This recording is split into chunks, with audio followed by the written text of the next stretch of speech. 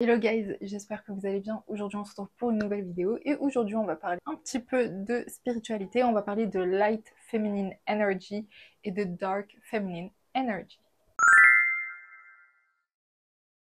Déjà, pour bien réussir à faire la différence entre les deux, le plus simple, c'est de les définir. La Light Feminine Energy, ça va être tout ce qui va être énergie de bienveillance, de gentillesse, rendre service aux autres, par exemple. On va constamment chercher à se remettre en question aussi. Et malheureusement, ces personnes qui sont énormément, voire uniquement dans leur Light Feminine Energy, c'est des personnes qui peuvent être abusées dans le sens où les gens vont profiter de leur gentillesse, les gens vont leur faire du mal parce qu'on va les voir comme des personnes qui n'ont pas une garde élevée, du coup on va profiter pour leur faire du mal et du coup il y a un peu ce statut aussi de victimisation. Quand on est dans sa light féminine énergie, on va avoir une faible intuition en ce qui concerne les autres sur le danger que l'environnement peut être parce que justement on va avoir une garde qui est baissée. Et généralement, on va être ouvert à tout sans forcément poser de limites. Vraiment, l'image de la light féminine énergie, c'est être concentré sur soi, sur la nature,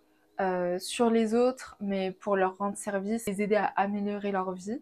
Et les limites de la light féminine énergie, malheureusement, ça va être le monde patriarcal dans lequel on vit. Parce que forcément, c'est compliqué de s'épanouir dans un monde rempli de règles qui ne vont pas forcément avec la light féminine énergie et qui, en plus de ça, ont des valeurs, des principes et une réalité qui est souvent opposée. Ensuite, la dark féminine énergie, on va avoir une personne qui met des limites, qui a une garde très élevée, qui va faire appel à son intuition parce que justement, elle va se méfier de l'environnement, de l'entourage des autres. La dark feminine energy, c'est une énergie qui cherche pas la validation des autres.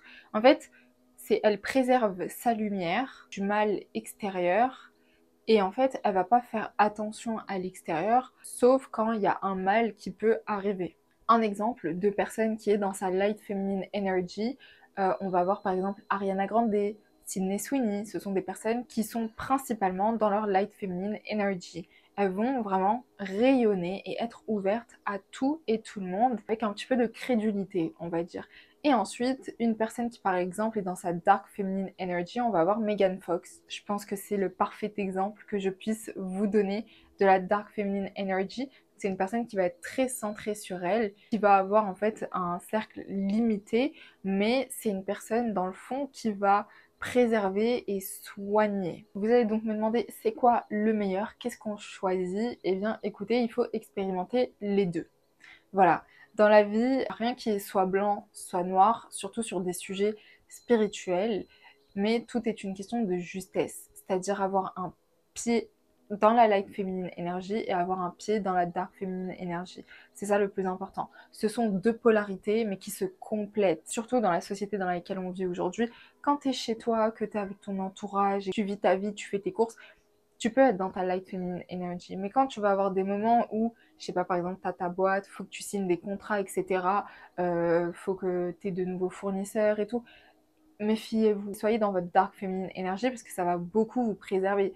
N'oubliez pas que la light feminine energy et la dark feminine energy, ce sont deux énergies qui ne renvoient pas en fait la même chose. Donc forcément, les gens ne vont pas avoir le même retour vis-à-vis de vous. Donc qu'est-ce que vous voulez? Est-ce que vous voulez qu'on vous laisse tranquille? Et dans ce cas-là, c'est la dark feminine energy. Ou est-ce que vous voulez que justement les gens viennent à vous, qu'ils soient ouverts, etc., autant que vous l'êtes? Donc, comme je vous ai dit, ce sont deux polarités, mais qui se complètent dans la vie de tous les jours.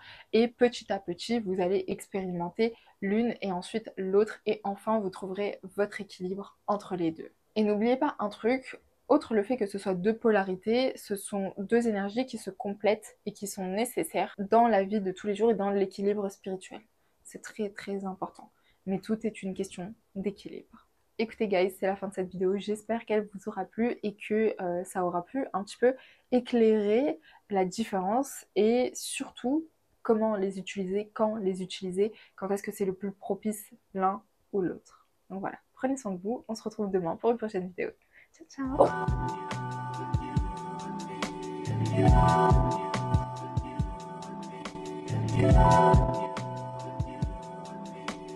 ciao.